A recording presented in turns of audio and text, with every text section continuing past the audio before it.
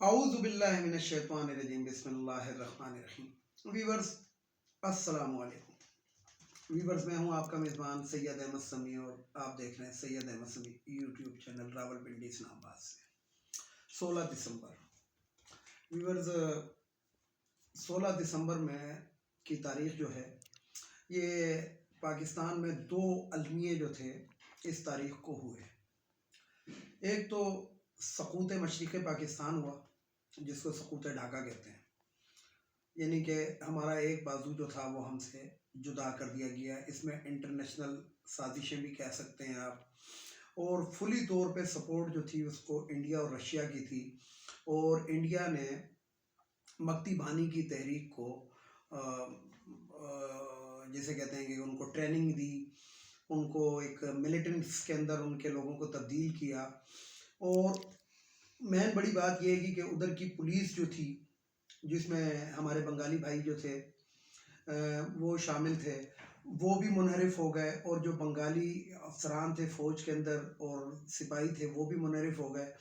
اور اس طریقے سے وہ مشرقی پاکستان جو تھا، یعنی کہ دو قومی نظریہ جو تھا، خیر دو قومی نظریہ تو آج تک قائم ہے کیونکہ پاکستان قائم و دائم ہے، لیکن مشرقی پاکستان کو علیحدہ جس ٹائم کیا تو اس وقت اس نے اندرا گاندھی نے کہا تھا کہ میں نے دو قومی نظریہ جو ہے وہ اٹھا کے بحر ہند میں پھینک دیا، لیکن یہ اس کی خام خیالی تھی کیونکہ بنگلہ دیش ایک اسلامی ملک کے طور پر ابھی بھی قائم و دائم ہے. وہ کوئی ہندو ملک یا کمیونزم یا کمیونسٹ ملک نہیں بنا یا برٹش ملک نہیں بنا، بلکہ وہ مسلمان ملک کے طور پہ ابھرا. یعنی کہ پاکستان کے دو حصے ہو گئے، لیکن بہرحال اسلامی دنیا کے اندر ایک اور اسلامی ملک نے جنم لیا. تو گو کہ ہم تو اس وقت تھے بھی نہیں. میں اپنی ذاتی بات کروں گا کہ میں تو اس وقت نہیں تھا، لیکن یہ ہے گا کہ یہ پاکستان کی تاریخ کا ایک سیاہ دن ہے کہ دو بھائیوں کے بیچ میں اتنی نفرت کے بیج بو دیے کہ جس کی وجہ سے وہ ہم سے علیحدہ ہو گئے. اس کے اندر ہماری کچھ پولیٹیکل پارٹیز کا بھی کمال ہے، عمل دخل ہے، اور یہ فوج کو موعد الزام ٹھہراتے ہیں، جبکہ فوج کا اس میں کوئی بھی وہ نہیں ہے، رول نہیں ہے. اس لیے رول نہیں ہے کہ فوج نے تو وہاں پہ ان لوگوں کو پروٹیکٹ کرنے کی کوشش کی مکتی بانی سے، کیونکہ اس میں بنگالیوں کو بھی وہ مار رہے تھے جو پاکستان کا جھنڈا جن کے پاس ہوتا تھا یا لہرا رہے ہوتے تھے، یا جو پاکستان کے سرکاری ملازمین تھے اس وقت، ان کو بھی تو مکتی بانی والے مار رہے تھے. تو فوج ان کو بھی پروٹیکشن فراہم کر رہی تھی. اور پھر میں آپ کو بتاؤں، یہاں پہ میں ویسے ایک ویڈیو کے اندر بڑا تفصیل سے ذکر کر چکا ہوں کہ 5 لاکھ انڈین فوجی، 2 لاکھ مکتی بانی، 7 لاکھ ہو گئے، اور تقریباً 40-50 ہزار روپے ان کی پولیس اور وہ جو تھے. یہ ان تمام لوگوں کا مقابلہ ٹوٹل 35,000 پاکستانی فوج سے تھا. یعنی کہ 27 سے 35 ہزار کے درمیان میں یہ فگر بنتا ہے. اور 35,000 فوج بھی اگر ہم لگا لیں زیادہ زیادہ، کیونکہ یہ جو کہتے ہیں نا کہ 70,000 جنگی قیدی ہے، 71,000 بنے تھے، وہ 70,000 جنگی قیدی فوج کے نہیں تھے. اس کے اندر بیوروکریٹس بھی تھے، اس میں ادھر کے ڈی سی، اے سی، پی آئی اے کا عملہ، ریلوے کا عملہ، کسٹم کا عملہ، مطلب جسے کہتے ہیں وابڈا کا عملہ، جتنے بھی محکمے وہاں پہ تھے یہ ان کا عملہ بھی شامل ہے گا اس کے اندر. جنگی قیدی جو فوجی تھے وہ 27 سے 35 ہزار کے درمیان میں تھے، اور ان 27 سے 35 ہزار افراد نے بڑا ڈٹ کر مقابلہ کیا، آخری گولی تک مقابلہ کیا. تو بہرحال قطع نظر بنگلہ دیش بن گیا، اور وہ 16 دسمبر کا دن ہے. اور 16 دسمبر کو پھر ایک اور واقعہ ہوتا ہے، وہ ہوتا ہے A P S Peshawar, army public school Peshawar. اس کے اندر تقریباً 149 یا 150 کے قریب، جس میں تقریباً 134 یا 133 بچے ہیں، یا 135 لگا لیں. تو 150 قیمتی جانوں کا نقصان ہوا، قوم کے مہمانوں کا. تو پچھلے دنوں میں ایک فیس بک کے اوپر ایک بچے کی ویڈیو دیکھ رہا تھا کہ یہاں پہ ہم لوگ ہمارے بھائی وغیرہ مر رہے تھے اور وہاں پہ ناچ گانے ہو رہے تھے. تو بات یہ ہے کہ آفت جو ہوتی ہے بچے کسی بھی ٹائم آ جاتی ہے، اور وہ کوئی پاکستان مخالف لوگ تھے اور انہوں نے آپ لوگوں کو ٹارگٹ بنایا. جتنے بھی بچے شہید ہوئے اس کے اندر، ٹیچرز شہید ہوئے، ان کو آج بھی قوم خراج تحسین پیش کرتی ہے، اور آپ کو فخر ہونا چاہیے کہ آپ انہی کے ساتھیوں میں سے ایک ساتھی تھے. اس کے اوپر میں آپ کو ذاتی طور پہ بتاؤں کہ میری کافی مسلح افواج کے جوانوں سے گپ شپ رہتی ہے، بات چیت ہوتی رہتی ہے، فون پہ، واٹس ایپ پہ. تو ان لوگوں کی دلی خواہش کیا ہے؟ ان کی دلی خواہش یہ نہیں ہوتی کہ ہم جائیں گے تو ہم فیکٹری بنائیں گے، ہم یہ کریں گے، ہم سرے میں محل خریدیں گے، یا ہم کہیں اور جا کے ایون فیلڈ میں رہیں گے. ان کی جو دلی خواہش ہوتی ہے وہ یہ ہوتی ہے کہ ڈبے میں بند ہو کے جائیں، پاکستانی پرچم میں لپٹ کے جائیں، اور جب ہم دفن ہو رہے ہوں تو ہمیں سلامی ملے. یعنی کہ فوج کی پاکستان سے جو محبت ہے وہ لازوال محبت ہے.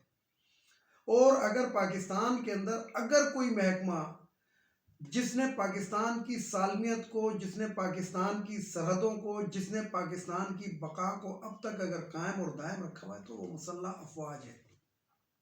مسلح افواج کے اندر جیسا بھی شخص ہو، بد کردار ہو، بے نمازی ہو، جیسا بھی ہو، لیکن جس ٹائم وہ وردی پہنتا ہے، اور وردی جس ٹائم وہ پہنتا ہے تو اس کے اندر ایک عجیب سی جسے کہتے ہیں کہ کرنٹ ٹائپ کا دوڑ جاتا ہے اس کے جسم کے اندر، اور وہ محب وطن پاکستانی ہوتا ہے جو 30 سے 40,000 50,000 سیلری کے لیے جو اپنی جان ہاتھ پہ رکھ کے اگر سرحدوں کی حفاظت کر رہا ہے تو اس کو 50-40,000 کی ضرورت نہیں ہے.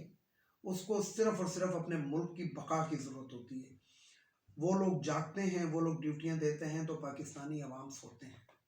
ادروائز ہمارے سیاستدان، ہمارے بیوروکریٹس، ہمارے ججز، ہمارے وکلاء، ہمارے بڑے بڑے یہ جو محکموں میں بیٹھے ہوئے ہیں، واپڈا میں، پی آئی اے میں، انہوں نے کوئی کسر اٹھا نہیں رکھی ہے کہ اس ملک کو تباہ برباد جتنا کھا سکتے ہیں کھا لیں، جتنا اس کو نوچ سکتے ہیں اس نوچ لیں. لیکن اگر کوئی محکمہ ہے جو اس ٹائم محب وطن ہے تو وہ فوج ہے. اب آتے ہیں ذرا سیاست کی جانب. سیاست کے اندر آج پھر وہ جو سعید غنی صاحب ہیں وزیر تعلیم سندھ، مجھے تو حیرت ہے کہ ان کو وزیر تعلیم کا وہ ملا ہوا ہے، اور میں اکثر اپنی ویڈیو میں کہتا ہوں کہ میں ان کی بہت عزت کرتا ہوں. تو آج سے وہ جو میرا خیال ہے کہ یہ لفظ میں نہیں کہوں گا، اس کی وجہ یہ ہے کہ آج وہ پھر بول رہے تھے.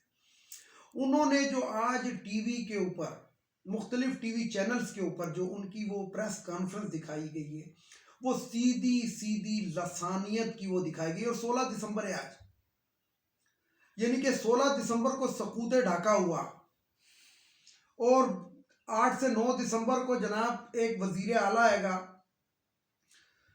سندھ کا، جس نے ایسی بکواس کی اس ملک کو مزید وہ کرنے کی کہ ہم کچھ اور سوچنے میں مجبور ہو جائیں گے. اور اس کے اوپر مزید پریس کانفرنس سے ان کے وہی وکلا کہہ رہا ہوں، ان کے وہی وزراء کر رہے ہیں. کیوں کر رہے ہیں؟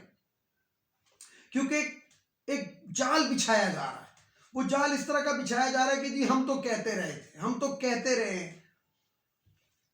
مقصد آپ یہ دیکھیں کہ اس طریقے سے اس بات کو پھیلایا جا رہا ہے تاکہ لوگوں کے ذہن کے اندر باتیں تازی رہیں کہ جناب لسانیت فلانا. اور دیکھیں ایک لفظ استعمال انہوں نے کیا، تم اقلیت ہو، اقلیت میں رہو گے. تو اس کا مطلب ہے کہ اگر آپ اقلیت ہونے کا تانا وہ جو کراچی کے اندر جو اردو اسپیکر ہیں یا پنجابی ہیں یا پشتو اسپیکر ہیں، اگر آپ ان کو دیتے ہیں تو اس کا مطلب تو یہ ہے کہ انڈیا کے اندر اگر مسلمانوں پہ انڈیا والے ظلم کرتے ہیں تو وہاں پہ تو مسلمان بھی تو اقلیت میں ہیں. تو اس کا مطلب ہے کہ آپ ان کا جو بیانیہ ہے اس کو یہاں پہ آپ لاگو کرنا چاہتے ہیں. تو اس لیے اتنے بڑے عہدے کے اوپر بیٹھ کے اس طرح کی بے وقوفانہ، بلکہ میں تو میرے پاس وہ الفاظ نہیں ہے. اگر یہ ویڈیو نہ ہوتی ہے، وہ لائیو ہوتا تو میں بتاتا کہ میں کس قسم کی الفاظ اس شخص کے لیے استعمال کرتا. مراد علی شاہ کے لیے شاہ اس کے ساتھ لگتا ہے، سید اپنے آپ کو کہتا ہے، لیکن میرا خیال ہے کہ چماریہ بھنگی بھی نہیں ہے. چماریہ بھنگی بھی اس قسم کی بات نہیں کرتے. یہ ملک کوئی تمہارے باپ کا نہیں ہے. یہ ملک ہم لوگوں نے، ہماری افواج نے پچھلے دنوں وار اگینسٹ ٹیررزم کے اندر 70 سے 80 ہزار جانوں کا نذرانہ پیش کیا ہے، اور اس کے اندر تم جیسوں کو مارنا پڑ گیا تو شاید اس سے بھی ہم دریغ نہیں کریں گے یہ جو فوج ہے گی. اس لیے کہ تم جو بیج بو رہے ہو، تم جو صوبے سندھ کے اندر جو بیج بو رہے ہو، یہ تمہیں بتاؤ کہ تم اتراتے کس چیز کو؟ ایک بلاول بھٹو پہ، جو بھٹو کی آخری نشانی ہے، جو زنانی ہے، نہ مرد ہے نہ زنانی ہے. یا اس آصف علی زرداری پہ جو بمبینو سینما کے اندر بلیک کے ٹکٹ بیچا کرتا تھا اور آج جو ہے وہ اس عہدے پہ پہنچا ہوا ہے. تو کس پہ آپ اترا رہے ہیں؟ یعنی کہ آپ وہی ذوالفقار علی بھٹو، جس طرح اس نے نعرہ ایک لگایا تھا کہ ادھر تم ادھر ہم، आप उसी को तक़वीत दे रहे। भुट्टो को फिर भी पाकिस्तानी अवाम ने कबूल कर लिया था, हालांकि उसने ही ये नारा लगाया था। आज मैं हकीकत बता रहा हूँ, लेकिन कम अज़ कम आपको ऐसी बातें ज़ेब नहीं देती। बांग्लादेश में और पाकिस्तान के बीच में 1000 किलोमीटर से ज़्यादा का फासला था, लेकिन सिंध जो है ना, सिंध 3 तरफ से पाकिस्तान के साथ मिला हुआ है, एक तरफ से इंडिया के साथ है। ये याद रखना, जो पाकिस्तान जिसको तुम लोग कह रहे हो, जिसको तुम लोग कहते हो कि हमें पाकिस्तानी के अंदर पाकिस्तानी होने पे मजबूर ना करें, पाकिस्तानी ना होने में, तो ऐसा ना हो कि चक्की के पाटों में पिस जाओ। आग से खेल रहे हैं वजीर आला साहब, और आपके वज़रा भी आग से खेल रहे हैं। मत खेलें आग से। जितना लूट लिया है उसी पे कनात करें, मजीद लूटने की कोशिश मत करें। सीधी सीधी बातें करें। आप डिलीवर तो कुछ कर नहीं सके। आज लाड़काना के स्कूलों की मैं बात आपको बताऊं, आज ही की, मैं नहीं कह रहा, ये आज सोशल मीडिया पे आया कि लाड़काना के अंदर 70 स्कूल खोस्ट जिनके मुलाजमीन ही नहीं है, लेकिन खोस्ट से मुराद है कि जेली मुलाजमीन भर्ती करके तनख्वाहें निकलवाते रहे। कौन निकलवाता रहा है? किसका इलाका है? आपका इलाका है, सिंध का इलाका है, लाड़काना बिलावल भुट्टो का इलाका है। इसका मतलब है कि बिलावल भुट्टो लेता रहा या उधर, क्योंकि MP है तो वहाँ का MNA तो वही है, बिलावल भुट्टो है वहाँ का। तो इसलिए आप अपने हालात को सही करें, जो सिंध के हालात हैं। आप दूसरी बातें मत करें कि जी हमें वफाक ये नहीं दे रहा, वफाक वो नहीं दे रहा। 18वीं तरमीम को जरा पढ़ लो। 18वीं तरमीम के तहत सब कुछ तुमने खुद करना है। आटा सस्ता करना है तो तुमने करना है, वफाक ने नहीं करना है। तो इसलिए ये जो तुम लोग जो अपने चंद टकों के लिए और मफाद परस्ती के लिए, और तुम लोग चाहते हो कि बस पैदा भी सोने का चमचा लेकर हुए हो तो मरो भी जनाब, कफन तुम्हें यही लट्ठे का मिलना है, कम ख्वाब का नहीं मिलना है। तो ये याद रखें। तो व्यूअर्स, ये कुछ बात थी जो मैंने आपको कह रही थी, और मैंने जो ये बात सिंध की और जो उनकी मिलाई है वो इसी वजह से मिलाई है कि आज 16 दिसंबर है, और कोई वजह नहीं थी।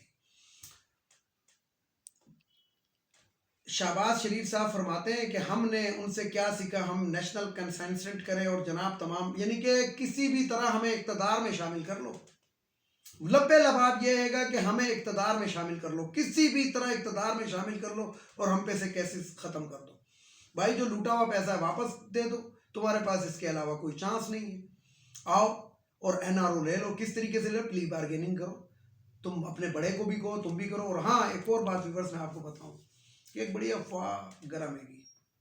वो अफवाह ये है कि बस जी नून लीग की और फौज की डील हो गई है 2 जर्नलों के साथ। अब मैं आज नाम ले रहा हूँ, पहले लोग तो कहते हैं ताकतवर हल्के, लेकिन मैं बाकायदा बता रहा हूँ कि 2 जर्नलों के साथ। वो जर्नैल जो हैं जिनके साथ आपकी डील हुई है वो पाकिस्तान के जर्नैल हैं, वो तुम्हारे घर की भैंसें नहीं बांधते रहे होंगे। तो इस किस्म की कोई जो डील हैगी है, जो तुम लोग झूठ फैला रहे हो, अगर इतने तकड़े हो तो उन जर्नैलों का नाम आके लो। जर्नैलों का नाम अगर नहीं ले रहे हो तो इसका मतलब है कि तुम फौज को बदनाम कर रहे हो अवाम की नज़रों में। और फौज के अंदर, फौज जो है अवाम में बदनाम नहीं होगी, क्योंकि अवाम समझ चुकी है कि फौज जो भी काम करती है वो बिल्कुल सही करती है। वीडियो को लाइक करें, शेयर करें, सब्सक्राइब करें, बेल आइकन के बटन को ज़रूर दबाएं ताकि मेरी नेक्स्ट वीडियो आपको मिल सके।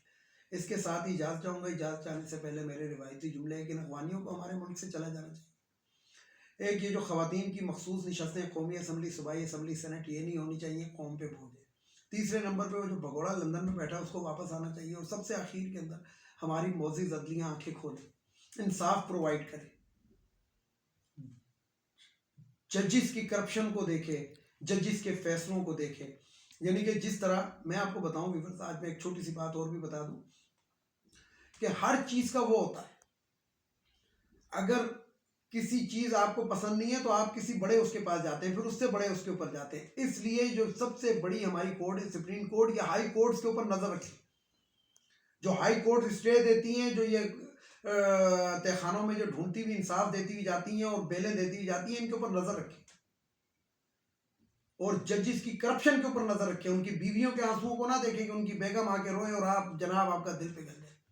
तो इसलिए हमारी अदलिया को चाहिए कि इंसाफ प्रोवाइड करें। इसके साथ ही इजाज़त चाहूँगा तमाम देखने वाले सुनने वालों को।